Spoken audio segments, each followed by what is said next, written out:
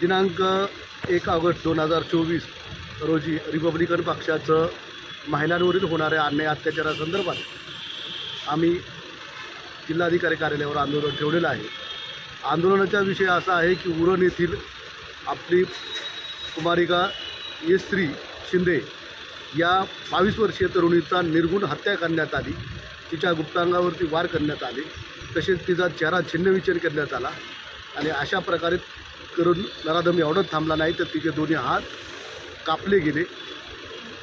म्हणजेच हा अत्यंत किळसवाणी आणि निर्दयी प्रकार आपल्या महाराष्ट्रामध्ये घडलेला आहे। त्यानंतर बदलापूर येथील एका मंदिरामध्ये पतीचं भांडण झालं म्हणून एका मंदिरात महिला गेली।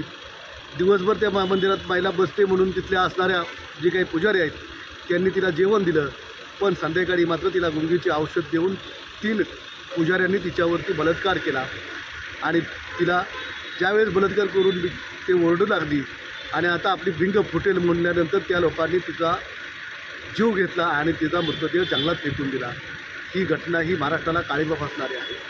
त्यानंतर पुशेगावमधील एक वायरमॅन आहे राठोड नावाचा, तो वायरमॅन महिलांना वसुलीच्या नावाखाली, लाईट बिलाच्या वसुलीच्या नावाखाली सातत्यानं छेडछाड करतो आणि त्यांना म्हणतो तुमचं पती घरी नसेल, मुलं घरात नसतील त्यावेळेस मला बोलवा, असं तो 4-5 ठिकाणी म्हटलेला आहे।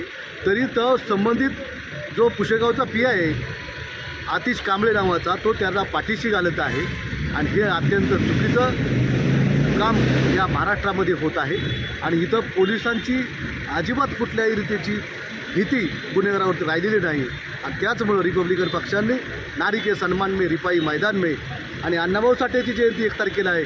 ये आज़ादी झूठी है और देश की जनता नहीं, तर या देशातील नारी आणि महिलासुद्धा असुरक्षित आहेत आणि सुरक्षित आहे अशा प्रकारची घोषणा देत आम्ही रिपब्लिकन पक्षाच्या वतीनं तीव्र निदर्शने करत आहोत।